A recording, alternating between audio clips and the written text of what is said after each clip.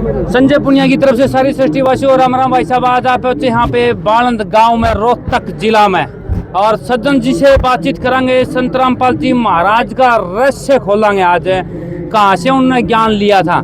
जी राम राम जी। राम राम जी।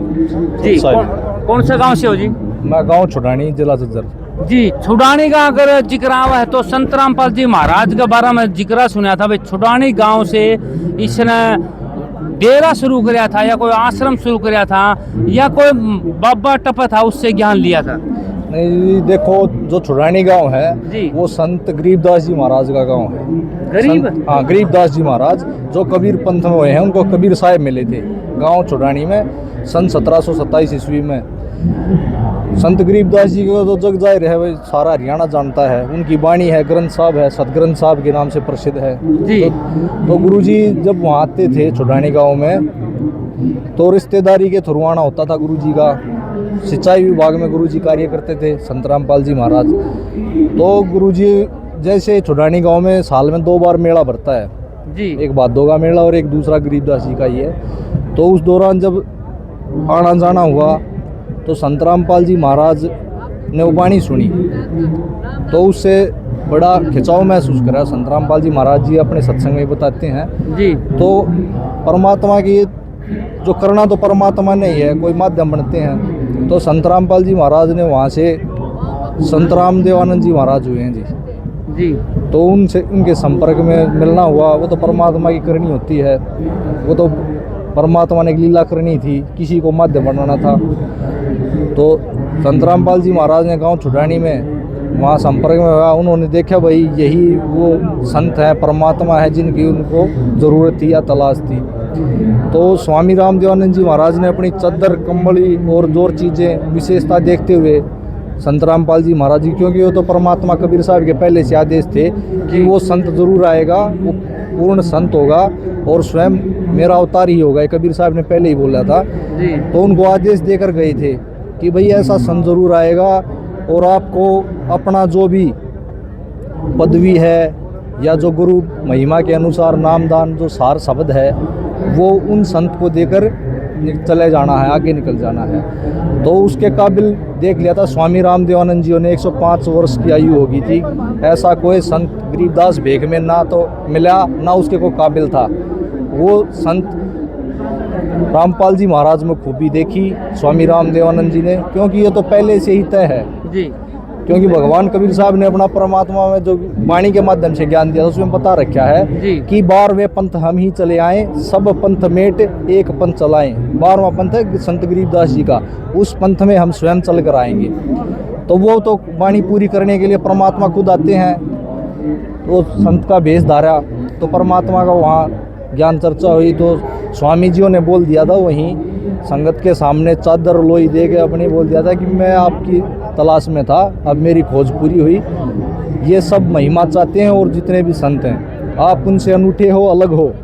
ये बात मैं बोलकर जींद कुटिया में 6 महीने थे, जैसे गुरुजियों के बताते अपने सत्संग में भी ज्ञान चर्चा हुई। संत रामपाल जी महाराज वो अपना शरीर छोड़ के चले गए उसके बाद में। और ये पूरी जो ये आज आप देख रहे हो संगत और ये सत्संग का माहौल और ये जितने भी धार्मिक कार्यक्रम हो रहे हैं, इनकी शुरुआत बड़े ही छोटे स्तर पे हुई थी। संत रामपाल जी महाराज ने उन्हें घर घर जाके सतग्रंथ साहब को अपने सिर पर रख के पैदल पैदल अखंड पाठ शुरू किए, बड़ी मेहनत करी। और उस टाइम पे लोगों ने विरोध भी बहुत करा, क्योंकि ये कोई जानता नहीं था कबीर साहब कौन है, कबीर पंथ क्या है, गरीबदास पंथ क्या है। केवल क्या थे, वाणी का पाठ कर लेते थे और धार्मिक क्रियाएं वैसी करते थे जैसे आम समाज करता है जी। जाति पाति भेदभाव और जो पहले दादा परदादा के टाइम से जो भक्ति विधि चली आ रही थी उसी को अपना रहे थे। किसी को आध्यात्मिक का ज्ञान ही नहीं था। और संत रामपाल जी महाराज भाई सबसे बड़ा घोटाला तो इस आध्यात्मिक मार्ग में देखने को मिला।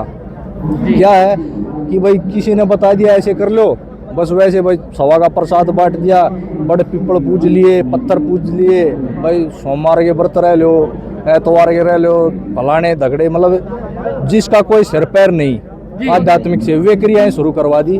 तो उस चीज़ों से लड़ते हुए संत रामपाल जी महाराज ने इस पाखंडवाद को मिटाते मिटाते हुए इस स्तर तक ले गए आए। और आज समाज समझदार हुआ, पढ़ा लिखा हुआ, उस चीज़ को समझ पाया। लेकिन वो संघर्ष जो संत रामपाल जी महाराज ने उस समय से किया, मतलब जीरो से उठाकर, एक वाणी आती है गरीबदास जी कहते हैं भाई, सिद्ध तार है पिंड अपना और साधु तार है खंड, सतगुरु सोए जानिए जो तार दे ब्रह्मंड। एक छोटा मोटा सिद्ध होता है वो तो अपना गांव पिंड होया बोलते हैं, उसको पार कराने की सोचता है, और सिद्ध तार है खंड अपना, एक खंड एक क्षेत्र को पार करने की सोचता है। लेकिन गरीबदास जी कहते हैं सतगुरु सोए जानिए, सतगुरु को मानना जो तार दे ब्रह्मंड, जो सभी को एक साथ लेकर चले, पूरी धरती को पार कर दे। और आज वो उस सोच को सार्थक कर रहे हैं संत रामपाल जी महाराज। जिस प्रकार से उन्होंने ज्ञान अपना उजागर किया, लोगों को समझाया, वेद शास्त्रों के आधार पर हर वाणी खोल खोल के, गरीबदास जी की वाणी जो आम इंसान के समझ में नहीं आ सकती, वो तो बहुत बड़ा जंगल है, उसके अंदर से जो वाणी मानव जीवन में काम आने वाली थी या भक्ति के लिए आवश्यक थी, वो चीज़ें निकाल के संत रामपाल जी महाराज ने पुस्तकें भी लिखी, उस ज्ञान को सरल करके समझाया लोगों को, भक्ति को आम जन तक पहुंचाया सरल करके।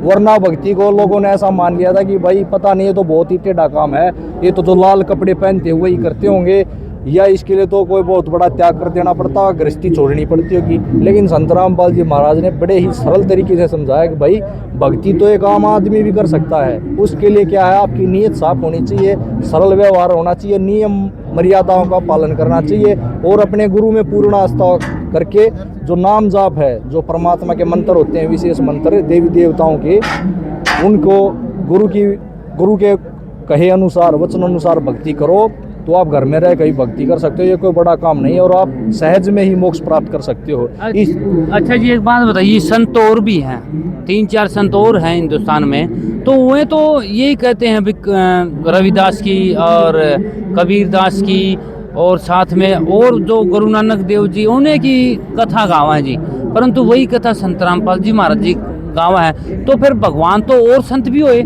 या फिर ये भगवान है कलयुग के?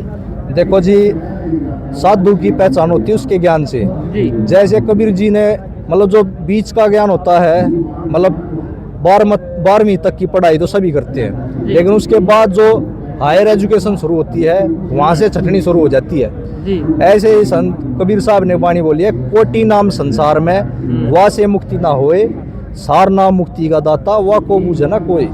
करोड़ों नाम है संसार में, सब कहते हैं, सभी संत महात्मा, भाई मैं भी नाम देता हूँ, आप भी देते हो, बैठ जाते हैं, लेकिन करोड़ों नाम है संसार में, उनसे मुक्ति ना होए, उनसे पूर्ण मोक्ष नहीं हो सकता। और सार नाम मुक्ति का दाता, वह को बूझना कोई। जो सार नाम, सार शब्द असली मंत्र है, उसको बूझने वाला, बताने वाला कोई बिरला ही संत है, और वो संत रामपाल जी महाराज है। उन गुरुजियों ने तो खोल के ओपन मीडिया में चैलेंज करा था इनको, सभी साधु महात्माओं को बुलाया था, भाई आमंत्रित किया था। चैलेंज तो क्या कहते, संत महात्मा कभी चैलेंज नहीं करते, उन्होंने आमंत्रित करा था, भाई आप भी आओ, और एक स्टेज पे, एक साझा मंच पे सबको पता लगे, लाइव चलने दो। साधना चैनल बुक कराने के लिए बोल दिया गुरुजी ने, भाई सभी संत महात्मा आए और आध्यात्मिक ज्ञान चर्चा करें सभी शास्त्रों के आधार पर, उसमें दूध का दूध, पानी का पानी हो जाएगा। संत रामपाल जी महाराज जो भक्ति विधि बताते हैं और जो मंत्र देते हैं हमारे शास्त्रों में मिलके, तो पूर्ण अपने आप हो गए वो। अगर नहीं मिलते, और जो दूसरे संत जो हुआबाई बकते हैं, मन गढ़ंत जो बक दिया उनने, उसका कहीं सिर पैर नहीं है, हमारे शास्त्रों में उसका प्रमाण नहीं है जी। आपके भगवान है तो फिर ये लोग जेल में क्यों है? देखो, परमात्मा की लीला होती है जी। किसी ने भी संघर्ष किया है, उसको पहले विरोध का सामना करना पड़ा है जी। ये आम जन ऐसे नहीं समझता। जैसे श्री कृष्ण जी का जन्म जेल में हुआ था, ठीक है, वो 3 लोक के भगवान थे, वो भी तो कहीं भी कोई स्थान चूज कर सकते थे, चुन सकते थे, लेकिन उनका जन्म क्यों हुआ? कंस उनके मामा थे, उन्होंने यातना दी, जेल में डाली, लोगों को पता लगा भाई ऐसे हुआ है। ऐसे ही जितने भी बड़े समाज सेवी हैं, यहाँ तक गुरु नानक देव जी हैं, बाबर की जेल में उनको भी रहना पड़ा था जी। तो जो पूर्ण संत होते, समाज उस टाइम पर उस सच्चाई को स्वीकार नहीं कर पाता। जो हमारी कथा है, पुराना पेंट ज्यादा हो गया ना, धीरे धीरे संत का ज्ञान सुनो, उनकी भक्ति, उनके कर्म देखो। अब इतनी बड़ी सामाजिक मुहिम चला रखी संत रामपाल जी महाराज ने, किसानों की मदद करी है, और क्षेत्रों में जा देख लो, अन्नपूर्णा मुहिम चला रखी है, गरीबों के लिए निःशुल्क आवास है, अंजल मतलब रोटी कपड़ा मकान, उनकी शिक्षा का खर्च वहन, और महीने में उनको राशन देना, तो ये कोई आम इंसान नहीं, ये निस्वार्थ एक परमात्मा ही कर सकते हैं वो जो संत कर रहे हैं। और संत ऐसा कोई भी आप देख लो इस हिंदुस्तान में है जो इस प्रकार के कार्य कर रहा है, तो उनके तो लक्षण ही अलग दिख जाते हैं। ठीक है, जैसे हंस होता है और बुगला होता है। बुगला क्या करेगा, कीड़े मकोड़े मछलियाँ खाएगा, और हंस क्या केवल मोती खाता है। ठीक बात। तो उनके कर्म बता देंगे। तो संत रामपाल जी महाराज का संघर्ष है, जेल में कोई बड़ी बात नहीं, वो भी परमात्मा की मतलब लीला है, जल्द ही समाप्त हो जाएगी और वो परमात्मा बाहर आएंगे। अब जिस स्तर पर ये कार्य कर रहे हैं उसको देख के लगता नहीं भाई थोड़े समय की बात रहेगी, परमात्मा आपके बीच में होंगे, और वो तो मालिक की लीला है, वो चाहे तो समर्थ है, कुछ भी कर दे। भगवान ने सृष्टि बनाई है, ना कि सृष्टि ने भगवान। मोला जल से थल करे और थल से कर दे जल।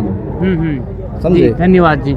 ले भाई, आज पता चला है भाई संत रामपाल जी महाराज जी ने कौन से गुरु से ज्ञान लिया है। आज पूरा राजपाट खोल दिया है। अगली बार फिर एक ऐसे ही शिष्य से मिलाऊंगा जो संत रामपाल जी महाराज को अच्छी तरह जानते होंगे। तब तक के लिए धन्यवाद।